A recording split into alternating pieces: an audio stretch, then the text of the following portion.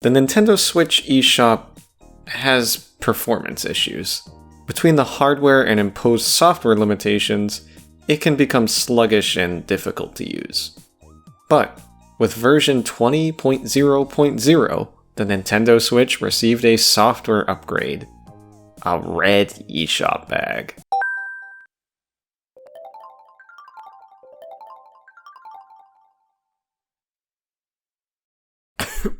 There was also an adjustment to its functionality. Scrolling is slightly smoother.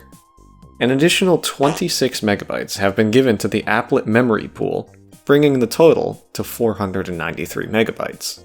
Throwing more RAM at the Switch web browser seems to help with performance, but it still isn't immune to lag when navigating through the eShop tabs. The Nintendo Switch also received a hardware upgrade in the form of Nintendo Switch 2. This system features a completely redesigned eShop with more than just a change of color.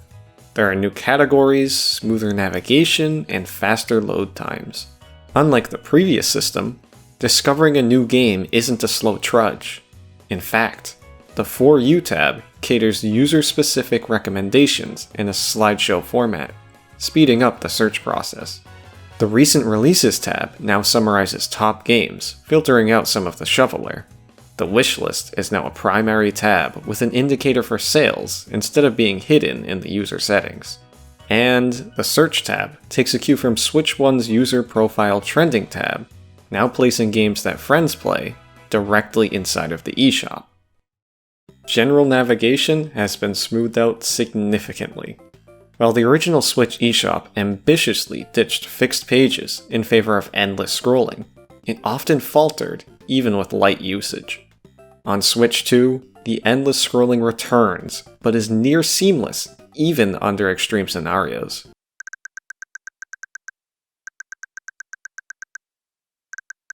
While Switch 1 may have struggled with the amount of high-resolution images on screen, the Switch 2 eShop goes even further by incorporating auto-playing videos.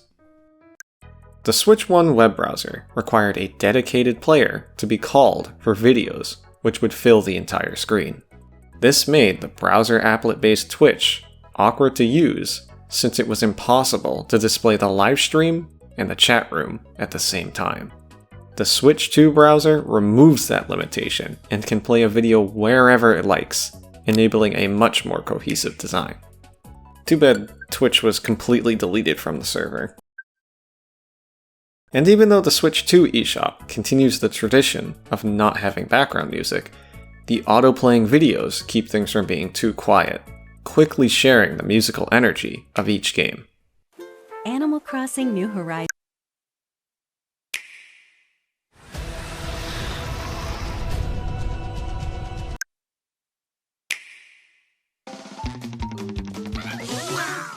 Compared to the Switch 1 eShop, where each game listing had its own unique color scheme, the Switch 2 eShop is a lot more uniform. Every listing has the exact same colors, losing individual expression. But this was done to accommodate themes, where the entire store follows the color chosen on a system level.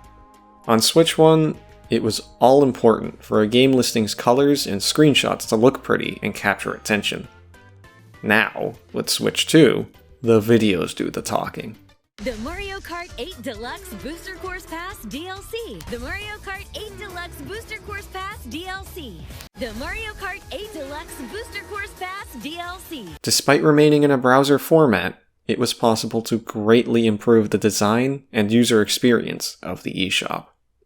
Back on the original Nintendo Switch, coinciding with version 20.1.0, the Nintendo Switch Online applet got an update. Unlike the lightly recolored eShop, this is a proper redesign, which also supports themes. Simpler icons, snappier movement, even the order of the tabs was rearranged. Instead of having to stutter and lag to the bottom, the Rewards tab was moved closer to the top. Obtaining profile icons seems to be faster, shaving off a few seconds when batch redeeming. Being run from the browser, the NSO applet benefits from the extra RAM allocated with the previous system update. giving a touch more headroom for displaying images. Limitations on the CPU will still crop up with certain software and online sessions that don't fully suspend in the background. The applet will still struggle and come up with the suggestion to close the running software. Over on Switch 2, this is a non-issue. It might load a hair slower while an online game is active, but it's not to a point where a warning is required. The NSO applet on Switch 2 retains the same general layout as the Switch 1 redesign, but varies in a few ways. With the Nintendo Switch 2 browser's ability to autoplay videos, it enables the applet to appear more animated and expressive. Artwork for icon elements will cycle, previews of Nintendo music will play, and general advertisements don't need a button press to open. The Nintendo Classics section has been retooled to display more images on screen at once, and certain elements have been scaled for the 1080p render. These upgrades wouldn't work with Switch 1's resource configuration. The new designs are only enabled by the better hardware. The core issues of the Switch 1 browser applet were the limited memory pool, lack of CPU resources, and exclusion of JIT compilation. All of these compounded together, making things feel laggy and unresponsive. On Nintendo Switch 2, system resources have become extremely important for a core feature of the system: Game Chat. Game Chat needs to use the Switch 2 hardware to filter voices, mask backgrounds, as well as share audio and video. This is being done in addition to running a resource-intensive game. A good amount of headroom is needed for system-level features to operate properly. At one point, game and system developers had gone back and forth, fighting to find a proper balance of resources for games versus game chat. Given that, the Nintendo Switch 2 continues to have a similar memory allocation ratio to the original Nintendo Switch. 1/4 of the total RAM is dedicated for system resources. The main difference being, Nintendo Switch 2 has 3 times the amount of RAM as the original.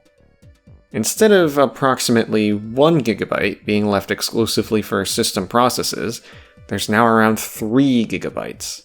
This extra memory enables more high-resolution images to be shown on screen with the eShop, and a compact grid of game boxes in the Nintendo Classics tab for NSO. The best sellers list for Nintendo Switch 1 software has been expanded from 30 games to the top 100, handling many images with ease. The Switch 1 had issues with navigation being tied directly to loading, creating unresponsiveness and lag. Greater CPU resources on Switch 2 allow for snappy transitions between tabs and better multitasking capabilities. It even seems that the navigation bar is separate from content loading on the right, as it can appear without an internet connection. But it is still possible to trip up the eShop when going over the animation-heavy For You tab, a section that wouldn't be possible or performant on the Switch 1 browser due to the quick transition between games and autoplaying videos. New antennas in the Switch 2 allow for faster internet download and upload speeds, meaning the system can load more images faster. It's the hardware that enables designers to change the user experience. Even outside of the eShop, the Switch 2 browser applet, which is also used in games, runs much better. There are still limitations when loading certain websites, most likely from the omission of JIT compilation, but the greater CPU grunt is able to power through most of it. And hey, it supports mouse mode for easier navigation too. Ah man. The Nintendo Switch received a few software upgrades that lightly aided performance of its web browser. It was only allowed a fraction of the system's power, while the rest went to games. While the Switch 2 continues many ideologies of the original, it broke down many of the previous limitations. By virtue of better hardware, new experiences could be made, while also fixing performance. The eShop has become more engaging, with auto-playing videos and curated content. It doesn't feel like a struggle to find games, with its smooth navigation and fast loading. It's a big improvement over the original Nintendo Switch, fixing a lot of its problems.